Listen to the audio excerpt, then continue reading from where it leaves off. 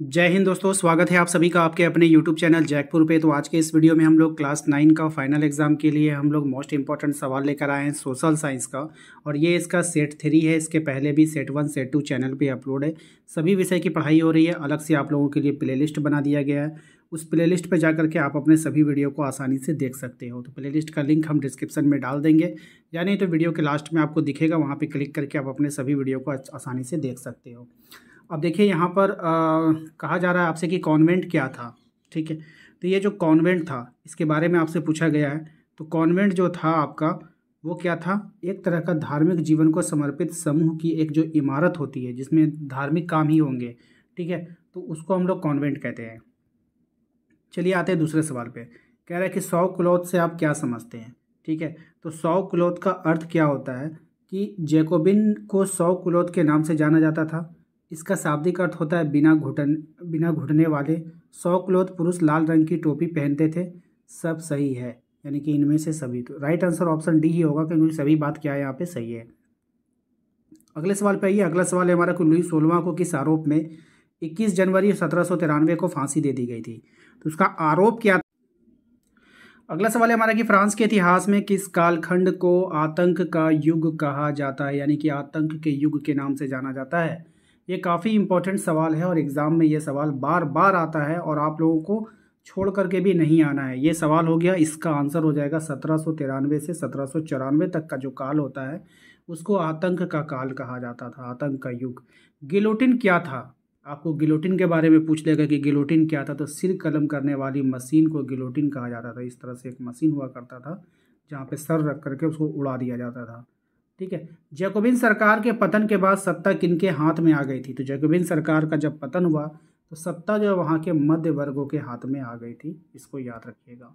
Next है आपका, France में महिलाओं को मताधिकार कब प्राप्त हुआ था। तो फ्रांस में महिलाओं को जो वोट देने का अधिकार दिया गया वो 1946 में दिया गया। और यह इंपॉर्टेंट सवाल रहेगा आपके एग्जाम के लिए। अगला सवाल है कि ओलंप दे कूच पुरुष एवं नागरिक अधिकार घोषणा पत्र का विरोध करने के कारण कब उसको फांसी दे दिया गया था। किसको, ओलंप दे कूच को। ठीक है, तो कब इसको फांसी दिया गया था। तो 1793 में इसको फांसी दे दिया गया था। सभी सवाल इंपॉर्टेंट है, ध्यान में रखना है। अगला सवाल देखिए, फ्रांस के बोर्दे और नान्ते बंदरगाह किस चीज़ के व्यापार के कारण समृद्ध बन गया था। तो यहाँ पे दासों का व्यापार हुआ करता था। किसका, दासों का, यानी कि गुलाम। दास व्यापार का प्रारंभ कब हुआ था। तो दास व्यापार का प्रारंभ हुआ था 17वीं शताब्दी में। ऑप्शन बी इसका राइट आंसर होगा। फ्रांसीसी उपनिवेशों में अंतिम रूप से दास प्रथा का उन्मूलन कब किया गया था। तो ये किया गया था 1848 में, याद रखिएगा। नीग्रो शब्द किनके लिए इस्तेमाल किया जाता है। तो नीग्रो शब्द का इस्तेमाल जो होता है वो होता है सहारा रेगिस्तान के दक्षिण में रहने वाले स्थानीय लोगों के लिए। ठीक है, अगला सवाल है हमारा कि नेपोलियन बोनापार्ट ने खुद को फ्रांस का सम्राट कब घोषित किया था। तो नेपोलियन बोनापार्ट ने जो खुद को सम्राट घोषित किया वो किया था 1804 में। नेक्स्ट है वाटरलू का महत्वपूर्ण युद्ध कब हुआ जिसमें नेपोलियन की हार हुई थी। तो इसमें नेपोलियन की हार हुई थी 1815 में। ऑप्शन बी इसका राइट आंसर होगा। अगला सवाल है हमारा कि टीपू सुल्तान और राजा राम मोहन राय किस विदेशी क्रांति के सबसे ज़्यादा प्रभावित थे। तो ये जो प्रभावित थे ना, ये थे आपका फ्रांस की क्रांति से प्रभावित थे, याद रखिएगा। नेक्स्ट सवाल है हमारा कि रोबेस्पियर को कब गिलोटिन पर चढ़ाया गया था। तो रोबेस्पियर को जो गिलोटिन पर चढ़ाया गया वो 1794 में चढ़ाया गया था। नेक्स्ट है, फ्रांस में डैनो वाली स्त्री किस चीज़ का मानवीय रूप थी। तो फ्रांस में जो डैनो वाली जो स्त्री थी वो कानून का मानवीय रूप थी। नेक्स्ट है कि दास स्वतंत्र होने के बाद किस प्रकार की टोपी पहनते थे। जब दास स्वतंत्र हो जाते थे तो वो किस प्रकार की टोपी पहनते। तो लाल फ्राइजियन टोपी को पहनते थे। Option C is right answer.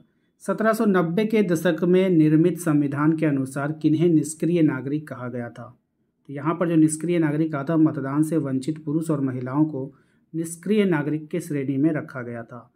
सम्राट की शक्तियों पर अंकुश लगाने और सभी मनुष्यों को मूलभूत अधिकार प्रदान करने के लिए संविधान कब बनाया गया। तो संविधान बना था ये 1791 में। Option B is right answer. किस विद्वान ने अपनी रचना the spirit of the laws में सरकार के अंदर विधायिका, कार्यपालिका और न्यायपालिका के बीच सत्ता विभाजन की बात कही थी। तो ये कहा था मॉन्टेस्क्यू ने। Option C. तीसरे स्टेट का नेतृत्व करने वाले आवेश ये मूलतः क्या थे? तो तीसरे स्टेट का जो नेतृत्व कर रहे थे वो एक पादरी थे। नेक्स्ट है आपका तीसरे स्टेट के एक प्रभावशाली नेता मिर्याबियो कैसे परिवार से संबंधित थे? तो इनका जो परिवार था वो एक कुलीन परिवार से संबंधित रखते थे। नेशनल असेंबली ने 4 अगस्त 1789 को कौन सा आदेश पारित कर दिया? तो ये जो आदेश पारित किया था सामंती व्यवस्था का उन्मूलन के लिए, धार्मिक कर समाप्त करना, चर्च के स्वामित्व वाली भूमि जब्त करना और उपयुक्त में से सभी, यानी कि ऑप्शन डी इसका राइट आंसर होगा। नेक्स्ट है कि जियां पॉल मरा नामक पत्रकार ने लामी द पपल में नेशनल असेंबली द्वारा तैयार संविधान पर कैसी प्रतिक्रिया दी? राइट आंसर होगा विरोध किया था।